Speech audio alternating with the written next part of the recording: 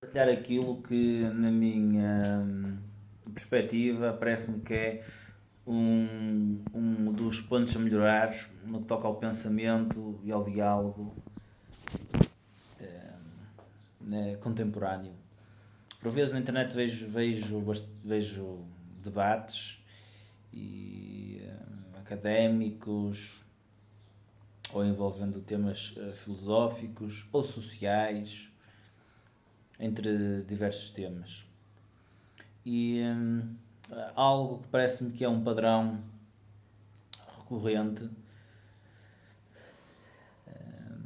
é um valorizar de algo que deve ser valorizado, contudo transcendendo os seus limites, que é a razão, a lógica, a racionalidade e tudo o que está aí de implícito.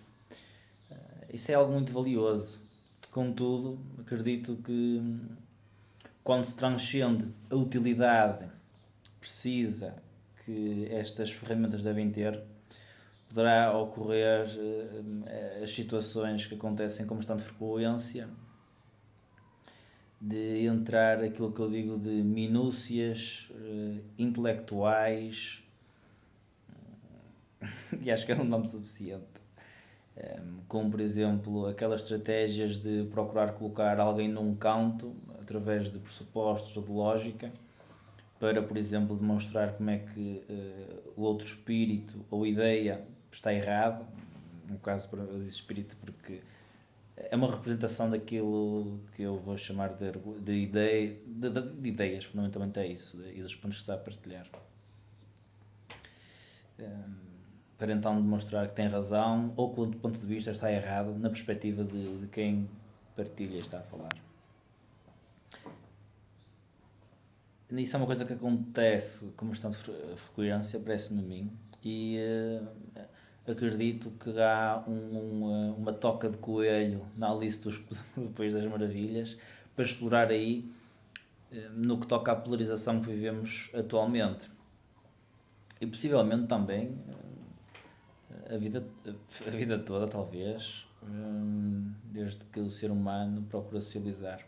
Contudo, possivelmente devido a hoje temos mais conforto e tempo livre que nunca, digo eu, para a percepção que eu tenho, para nos dedicarmos a este tipo de atividades, talvez isso aconteça com mais frequência. E apesar disso também ter a sua utilidade, como colocar alguém num canto partindo de certos pressupostos para provar certos pontos, ou demonstrar como é que o outro ponto também tem alguma falibilidade, também é interessante e tem o seu valor, reforçando e colocando aqui mais alguma pressão neste ponto. Contudo, isto também tem as suas limitações, porque quando transcende a sua utilidade, eu acredito que causa polarização e o que se vê muitas das vezes como uma procura de. Não vou dizer uma procura, mas como se vê nas interações, quando acontecem as interações sociais, na expressão emocional, de uma comunicação para a tribo, traduzindo por palavras muito simples.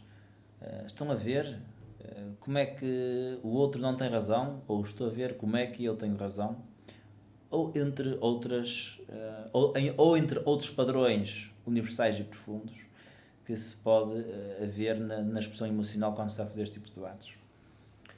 E apesar de ter a totalidade, tem os seus limites. E avançando então para o ponto central,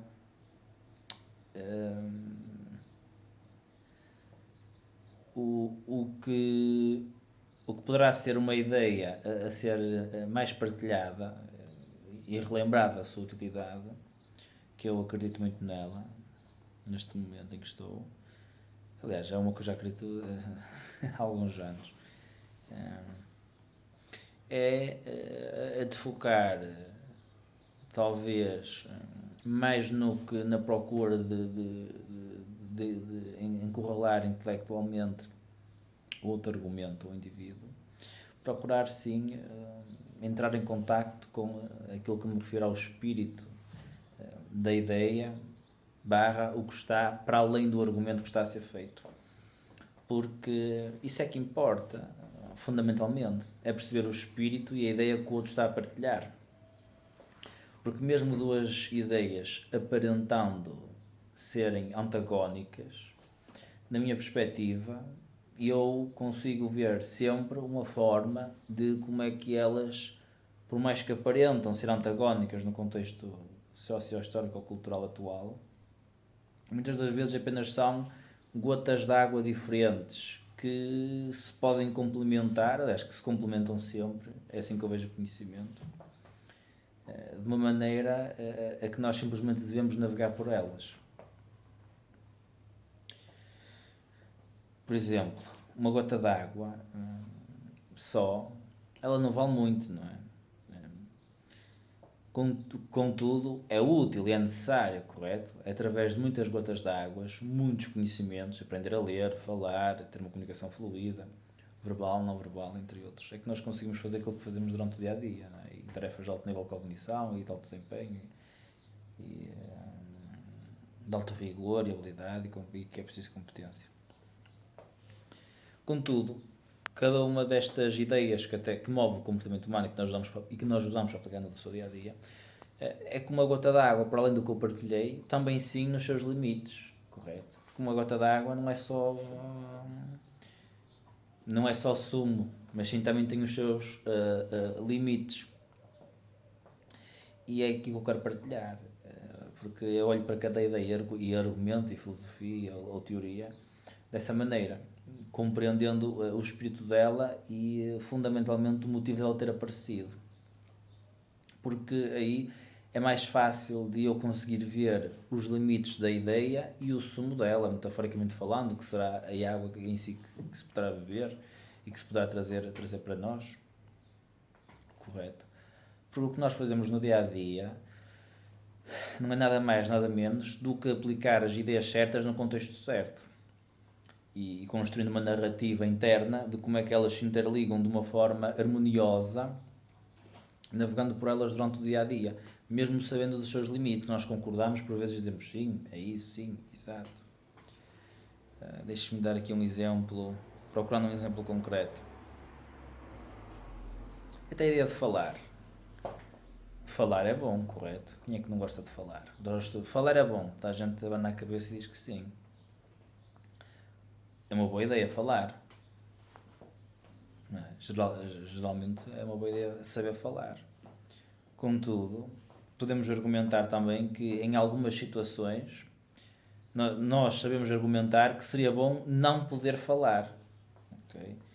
Como por exemplo, quem tem certas habilidades comunicacionais, para o exemplo continuar sólido e não se desvair, vai para a guerra. A pessoa sabe falar, sabe andar, sabe fazer tudo, vai para a guerra. Aí poderia ser boa ideia não. Bem, aí seria uma boa ideia não saber falar, não conseguir falar. Algumas pessoas irão preferir, porque agora se é vida em risco, não é bom. E muitas outras situações onde nós preferimos pelo menos não falar, não dar usufruto dessa ideia de que falar é bom. E porquê é que nós, apesar de dizermos que falar é bom, conseguimos também compreender que há situações que falar não é bom e mesmo assim concordamos quando se diz que falar é bom?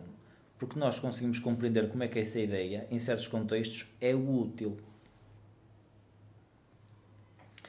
E virtualmente eu acredito e exploro, principalmente mais exploro, mas tenho que acreditar para explorar, pelo menos temporariamente, que todas as ideias são assim, independentemente de quais elas são. Que há algo fundamental nelas, no seu espírito, naquilo que está na força mais profunda que a move, que não aquilo que é explícito no sentido minucioso, que é exatamente as palavras que o outro indivíduo está a dizer. Ok? Mas sim aquilo que não se diz, mas que se está a comunicar. E como por exemplo alguém que nós objetivamente, se não tivéssemos em conta a pessoa e só ouvíssemos aquilo sem mais algum contexto, se calhar diríamos que não se percebe ou não faz sentido. Contudo, quando colocamos a mesma mensagem na cara de alguém e sabemos quem é que é a pessoa, como por exemplo alguém de idade avançada que está a comunicar e a dizer algo que, embora objetivamente nós saibamos que aquilo não faz sentido, nós compreendemos de alguma forma, através da teoria da mente ou outras funções cognitivas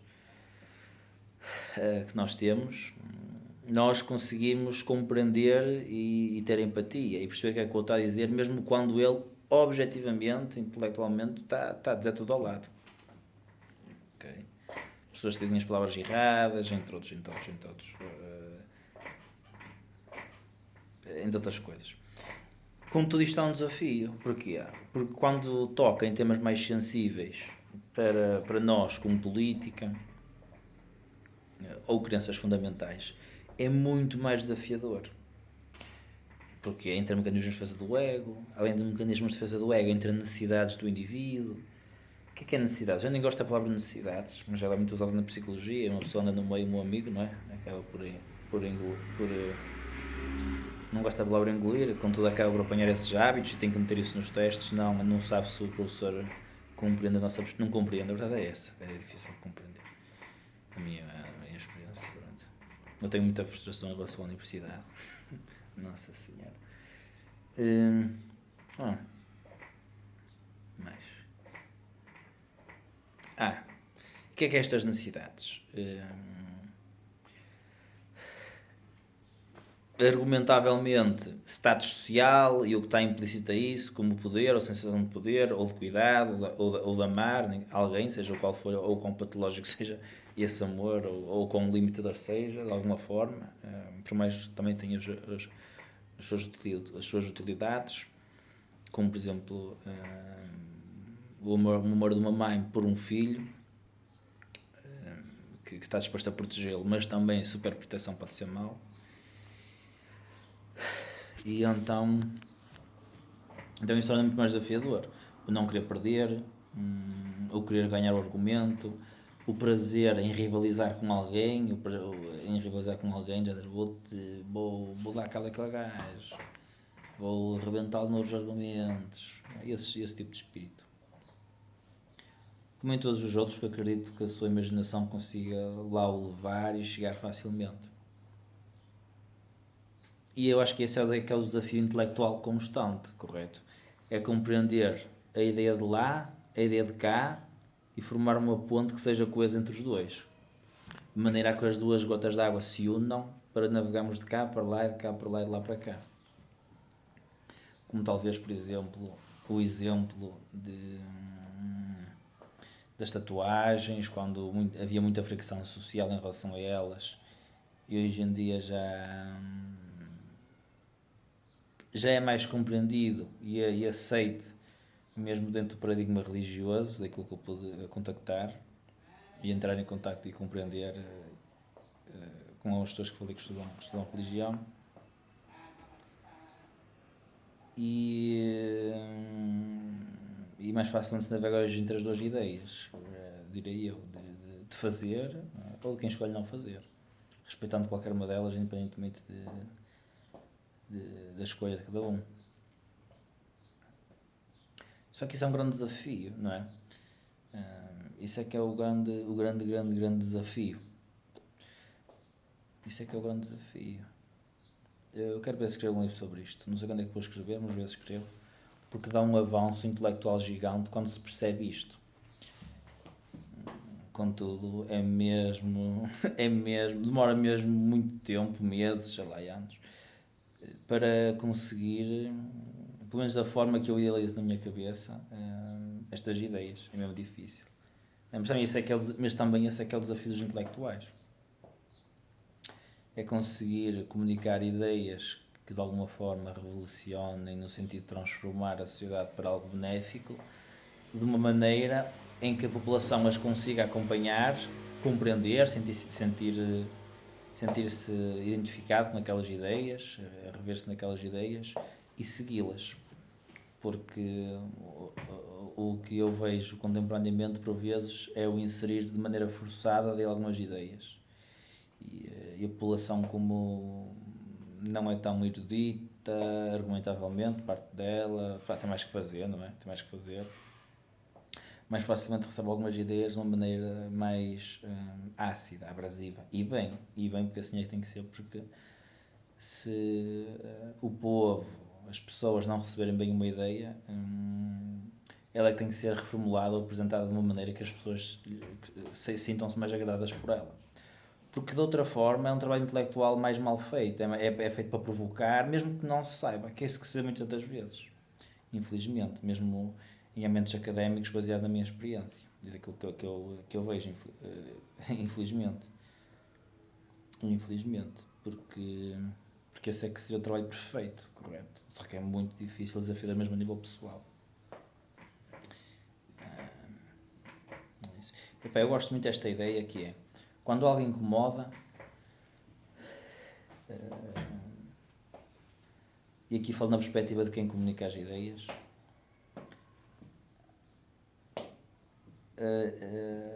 por dois motivos já. Aquilo que me incomoda, eu também tenho e aplico em alguma área da minha vida e não sei. Então, de alguma forma, a minha consciência está a demonstrar-me que aquilo é incómodo para eu refletir sobre aquele comportamento e melhorar algo em mim, porque se calhar estou a fazer não devia, entre outros, etc. Aliás, isso é um mecanismo de deslocação para o ego não ter que lidar com aquilo nele próprio, então aponta para o outro. Por isso é que saber isto é útil. O ponto número 2 é eu devo desenvolver aquilo e é uma forma também da minha consciência me chamar para isso, porque talvez de alguma forma eu não tenha desenvolvido isso por ter negado a minha consciência, por ter feito más decisões, ou então agora está aqui algo que eu quero desenvolver, até porque isso também é uma boa ferramenta. E a primeira vez a ouvir-se isso pode parecer um pouco confuso, porque nem necessariamente é sempre no nível exato daquilo que está a ser dito. Tal como partilhei há pouco, que por vezes, que apesar de ser útil usar as palavras específicas, concretas, exatas, na comunicação ou compreensão de ideias, o lado mais simbólico é sempre mais rico. E aqui é igual. Por vezes não é necessariamente naquele ponto exato que incomoda, de género, ela é uma pirosa, dizer alguém que diz isto, porque a pessoa quer ser pirosa, pá, se calhar não. Contudo, sim, no sentido simbólico, que poderá ser o tempo que o outro investiu para se demonstrar de uma forma harmoniosa ao mundo, potencialmente, ou investir tempo nela própria. O outro vê implicitamente, repara, através da teoria da mente, outros mecanismos, que o outro investiu muito tempo nela própria, por isso é que está pirosa, correto? Alguém que não está piroso não investiu tempo nele.